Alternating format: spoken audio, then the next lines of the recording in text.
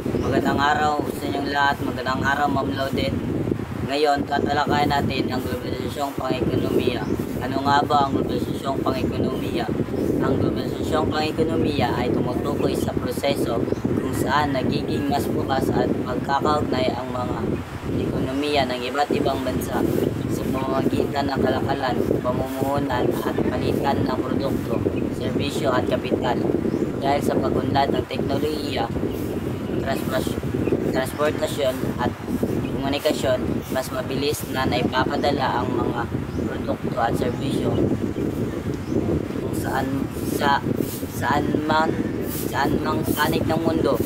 Nagiging daan din dito upang lumago ang mga multinational companies na nag-ooperate sa maraming bansa.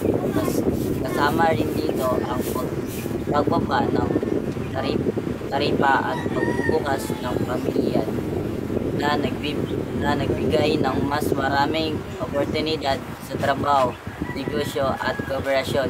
Ngunit nagdulot din ng kompetisyon at hamon sa lokal na industriya. Ano nga ba umusbong ang mga multi-company? Ang mga multi-company o multinational na korporasyon ay umusbong dahil sa pangangailangan ng mas malawak na pamilyan, mas murang produksyon at mabilis na komunikasyon.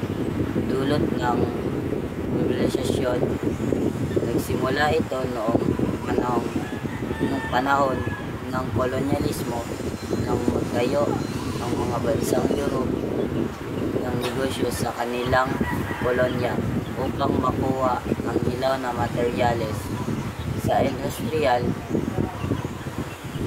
revolution, lumakas ang produksyon at pinalawak ang kalakalan sa iba't ibang bansa. Sa modernong panahon, mas lumago ang mga kumpanya dahil sa teknolohiya, transportasyon at liberalisasyon ng ekonomiya. Narito ang dagdag na paliwanag at halimbawa tungkol sa pag-usbong ng mga multi-company. Number 1. Historical roots. Nagsimula sa mga kumpanyang gawa ng Dutch East India Company at British East India Company noong panahon ng kolonyalismo. Salita ang unang Sila. Sige na, 1, 2, 3, go. Sila ang unang multinational. Number 2, industrial na revolution. Dahil sa makinarya at mass production, lumawak ang negosyo at kinakailangang maghanap ng bagong pamilyan. Number 3, modernong globalisasyon. Mas mabilis ang transportasyon at komunikasyon kahit naging madali ang pagtatayo ng sangay sa iba't ibang bansa. Narito ang dagdag na halimbawa. Apple, USA. Teknolohiya at gadgets. McDonald's.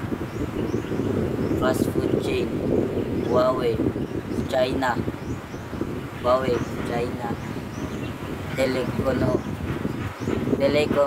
Telekomunikasyon. Sony, Japan. Electronics. Bigo. At dito lang nagtatapos ang video.